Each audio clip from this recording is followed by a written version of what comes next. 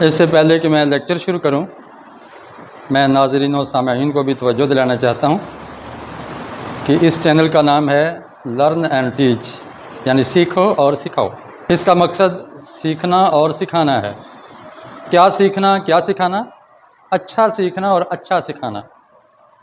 کوئی اوٹ پٹانگ، فضول، محمل حرکتیں، کام یہاں نہیں سکھائے جا رہے، بلکہ اچھی باتیں سکھائی جا رہی ہیں۔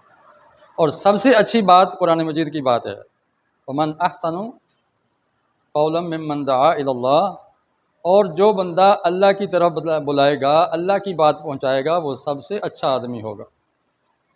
ان احسن الحدیث کتاب اللہ، سب سے اچھی بات کس کی بات ہے؟ اللہ کی کتاب کی بات ہے۔ تو اس چینل پہ زیادہ سے زیادہ قرآن کی بات سکھائی جائے گی، قرآن کی زبان سکھائی جائے گی، اور صاحب قرآن کی زبان اور ان کی باتیں سکھائی جائیں گی۔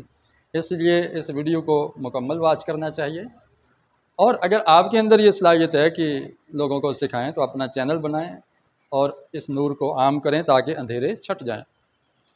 تو آپ طلباء جو میرے سامنے بیٹھے ہیں، میں آپ سے بھی کہتا ہوں، آج جو بات آپ سیکھیں آگے دوسروں کو لازمی سکھائیں گے، کم از کم ایک بندے کو، کم از کم ہر طالب علم ایک ساتھی کو آگے وہ بات سکھائے گا جو ابھی سیکھ کے جائے۔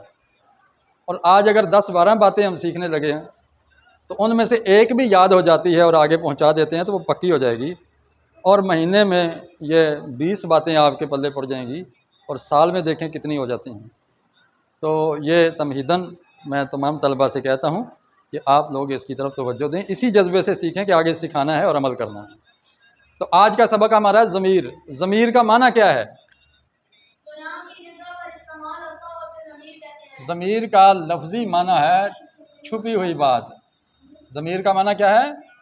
چھپی ہوئی بات۔ کہتے ہیں نا اپنے ضمیر کی بات کرنی چاہیے، اپنی ضمیر کی مانو، یعنی آپ کے اندر جو نیت ہے، جو ارادہ ہے، اس کی بات سنو، اپنے دل کی بات سنو۔ ضمرہ کا معنی ہوتا ہے چھپ جانا، اور ضامر اس اونٹ کو کہتے ہیں، قرآن مجید میں ہے ضامر۔ ضامر وہ اونٹ ہے جو بھوک کی وجہ سے اور زیادہ کام کرنے کی وجہ سے دبلا پتلا ہو گیا ہو، اور اس کی جو کوکھیں ہیں، اس کا پیٹ ہے، وہ کمر کے ساتھ لگ گیا ہو اور اندر کو دھنس گیا ہو، چھپ گیا ہو۔ ضامر کس کو کہتے ہیں؟ دبلے پتلے اونٹ کو، ٹھیک ہے؟ تو ضمیر، اور اسی سے لفظ بنا ہے مضمر۔ کامیابی کا راز محنت میں مضمر ہے، یعنی جو محنت کرے گا تو وہ کامیاب ہوگا۔ تو کامرازی کا راز کہاں چھپا ہوا ہے؟ مضمر ہے محنت کے اندر، شوق کے اندر۔ تو آج ہم ضمیر کے بارے میں پڑھ رہے ہیں۔ ضمیر کا لفظی معنی کیا ہے؟ چھپی ہوئی بات۔ اور اس کی اصطلاحی تعریف کیا ہے؟ ایک ہوتا ہے لفظی معنی، یہ لفظی معنی ہے چھپی ہوئی بات، اور یہ اصطلاحی معنی اس کا کہ وہ لفظ جو اسم کی جگہ آیا ہو، اسم کی جگہ آیا ہو، وہ لفظ جو اسم کی جگہ آیا ہو اس کو ضمیر کہتے ہیں۔ تو بھئی ضمیر بھی تو اسم ہی ہے، تو ہم کہیں گے اس میں ظاہر کی جگہ آیا ہو۔ اس میں ظاہر کی جگہ ہوتا ہے، ایک ہوتا ہے ضمیر، یعنی اسم کی ہم دو قسمیں کریں، ایک ہے ظاہر اور ایک ہے ضمیر۔ اسم کی کتنی قسمیں؟ کون کون سی؟ ایک قسم ہے کہ آپ بولتے ہیں تو فوری اس کی تصویر، اس کا تصور ذہن میں آ جاتا ہے۔ مثلا میں لفظ بولا پنکھا، تو آپ کا ذہن ادھر گیا، پنکھا اس کو کہتے ہیں، اس کو کہتے ہیں یہ اوپر جو چل رہا ہے، ہوا دے رہا ہے، جس کے پنکھ ہیں، پر ہیں، پنکھا، پرندہ۔ سنسکرت میں پنکھا اور فارسی میں پرندہ، بادکش۔ تو دیکھیں لفظ بولا میں نے پنکھا،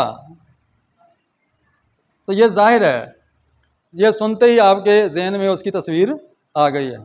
اسی طرح بہت ساری چیزیں، درخت، دیوار، دروازہ، کھڑکی، وائٹ بورڈ، مارکر، ڈسٹر، استاد، طالب علم، پڑھائی لکھائی، ستھرائی صفائی، محنت، شوق، جذبہ، کھیل کود، یہ جتنے لفظ بول رہا ہوں یہ سب کیا ہے؟ اس میں ظاہر ہیں. کیا ہیں؟ کیوں بلا ان کو اس میں ظاہر کیوں کہتے ہیں؟ کہ نام یہ لفظ سے ہی معنی مطلب واضح ہو جاتا ہے. لیکن اگر میں کہوں وہ، تو، تم، اس، اسے، اب ان کو سن کر پڑھ کر آپ کے ذہن میں آتا ہے کہ کون وہ، کون سا ہے؟